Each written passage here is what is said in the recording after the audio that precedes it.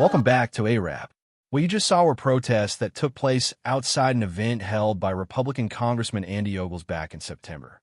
The event was not widely described as a traditional town hall, largely because attendance was limited and critics were reportedly not permitted inside. Congressman Ogles represents Tennessee's 5th Congressional District, and he has faced criticism for not holding open town halls where a broad range of constituents can directly engage with him. Much of the recent national attention in Tennessee politics has focused on a special election in Tennessee's 7th Congressional District, where Democratic performance exceeded expectations even though the Republican candidate ultimately won. However, attention is now shifting toward the 5th District, where the upcoming congressional race is shaping up to be more competitive than some previously assumed. In this district, the Democratic candidate is Chaz Mulder, the current mayor of Columbia, Tennessee. Fundraising reports from the third quarter indicate a significant disparity between the two campaigns. According to publicly reported figures, Chaz Mulder raised approximately $790,000 during that period, while Congressman Ogles raised about $61,000.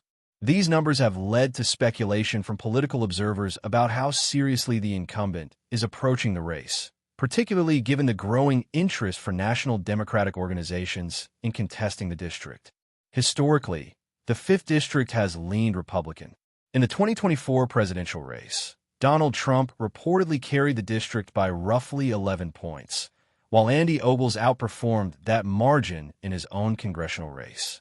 Still, analysts have pointed out that recent elections in districts with similar partisan leans have shown notable Democratic overperformance, sometimes in the range of double digits. These trends have contributed to optimism among Democrats that the race could be competitive under the right conditions. If you find this kind of breakdown useful, take a moment to like the video and subscribe to the channel. It really helps support this content. Beyond electoral math, Congressman Ogles has also been the subject of multiple controversies. Local media outlets in Nashville have previously reported discrepancies in how he described his professional background, including claims about being an economist and an expert in international sex trafficking investigations. Reports have stated that these characterizations were not supported by his actual employment history, which included work as a lobbyist. When questioned publicly about these claims, Ogles responded by saying that his record in office should speak for itself. In addition to questions about his background, Ogles has drawn attention for his confrontational rhetoric toward members of the judiciary. At one point, posters depicting federal judges were displayed outside his congressional office, which sparked concern among other lawmakers. During a House committee discussion, members raised objections, arguing that such imagery could be interpreted as threatening and inappropriate within the halls of Congress. Leadership emphasized the importance of protecting judicial security and avoiding actions that could escalate tensions. More recently, Ogles made headlines after describing the United States as the dominant predator on the world stage during a congressional hearing. The comment circulated widely and prompted debate about its framing and implications. Supporters viewed it as a statement about strength and deterrence, while critics argued that the language was unnecessarily provocative. If you're getting value from this discussion so far, don't forget to like the video and subscribe for more in-depth political analysis. Chaz Mulder, the Democratic challenger, has pointed to these moments as part of a broader argument that the district needs a different style of representation. In interviews, he has emphasized his experience as a small-town mayor and his focus on local governance. Mulder has argued that his background gives him first-hand exposure to the day-to-day concerns of residents, including affordability, healthcare access, and rising insurance premiums. According to Mulder, these issues consistently come up in conversations with constituents across the district. He has stated that many voters are concerned about grocery prices, healthcare costs, and overall economic stability. These concerns, he argues, are not abstract policy debates, but immediate challenges affecting families' daily lives.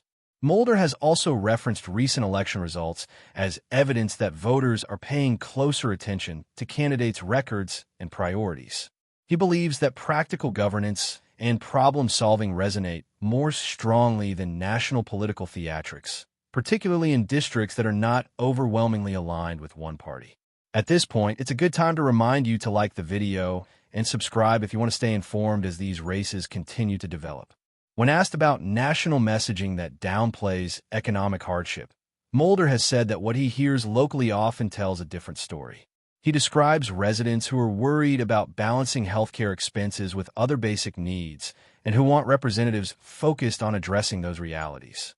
From his perspective, voters are looking for leadership that emphasizes cooperation, seriousness, and measurable results. Mulder has also spoken about the tone of political discourse and its impact on families and communities. He has shared that conversations with his own children influenced his decision to run, particularly concerns about safety and the example set by public officials. For him, this reinforced the importance of leadership that models responsibility and respect. As mayor of Columbia, now in his second term, Mulder describes his role as deeply personal.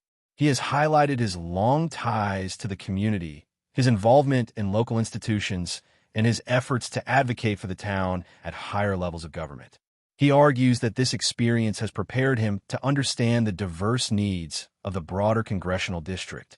As always, if you appreciate balanced and factual political coverage, make sure to like this video and subscribe to the channel. Ultimately, the race for Tennessee's 5th Congressional District is shaping up to be one worth watching. With shifting political dynamics, fundraising disparities, and contrasting leadership styles, voters will decide which vision they believe best represents their priorities. As the campaign continues, verified information, official filings, and direct statements from the candidates will be critical for understanding how the contest evolves.